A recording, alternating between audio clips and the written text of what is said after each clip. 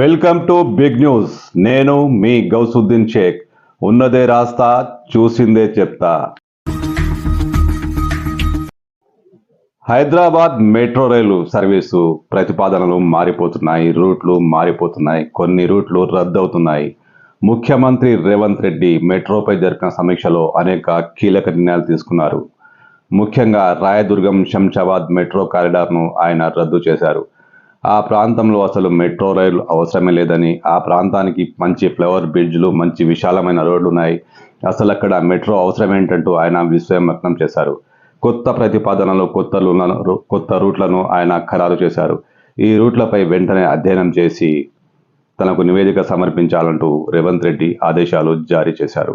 ఇక Rayadurgam Shamshabad metro corridor రద్దయినట్టే, దానిపై ఎలాంటి చర్యలు తీసుకోవద్దని, అసలు ముందుకెళ్లొద్దని రేవంత్ రెడ్డి ఆదేశించారు. అయితే పాత బస్తీకి మెట్రో దశ పట్టనుంది. పాత బస్తీ మీదుగా శంషాబాద్ ఎయిర్పోర్ట్కు వెళ్లేందుకు మెట్రో రైలు విస్తరించాలని ముఖ్యమంత్రి రేవంత్ రెడ్డి ఆదేశించారు.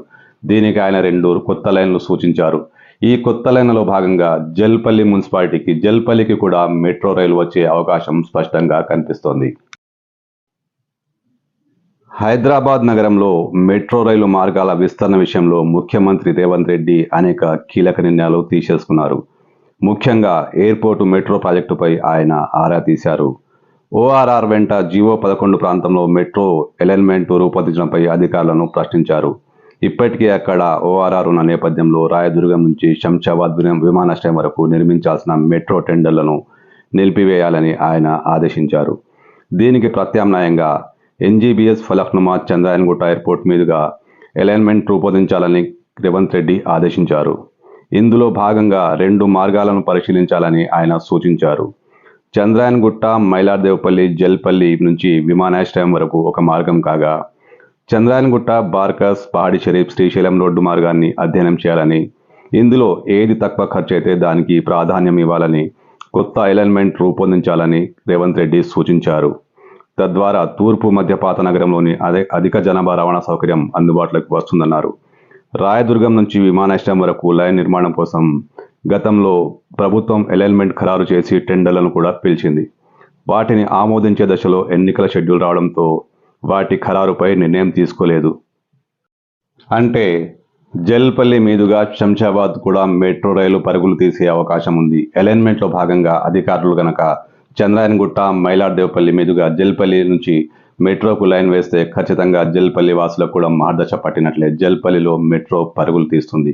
ఒకవేళ ఈ మార్గం ఖరారు కాకపోతే చంద్రాయన్గుట్ట, బార్కస్ మీదుగా పహాడి షరీఫ్ వంటి ప్రాంతాలను తాకుతూ మెట్రో రైలు విమానాశ్రయానికి చేరుకుంటుంది. కానీ ఈ 2 మార్గాల్లో ఏది ఖరారు అవుతుందో ఇప్పుడు ఖచ్చితంగా చెప్పలేని పరిస్థితి.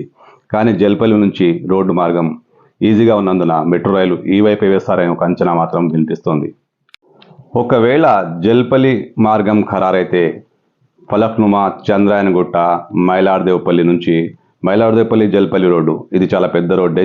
ఇప్పుడు విమానాశ్రయానికి రాకపోకలు ఇక్కడ నుంచి సాగుతున్నాయి. ఈ రోడ్డు మీదుగానే అలైన్మెంట్ జరిగే అవకాశం ఉంది. ఈ లైన్ మీదుగానే మెట్రో ప్రాజెక్టు నిర్మాణం జరిగే అవకాశం ఉంది. దీంతో జల్పల్లికి మహర్దశ పట్టినట్టే. జల్పల్లి అభివృద్ధిలో మరో మైలు ఆయన అధిగమించవచ్చు. ఇప్పటికే జల్పల్లి బాగా జనవాస ప్రాంతంగా మారింది. మెట్రో వస్తే జల్పల్లి వాసులకు మంచి శుభ పరిణామమే.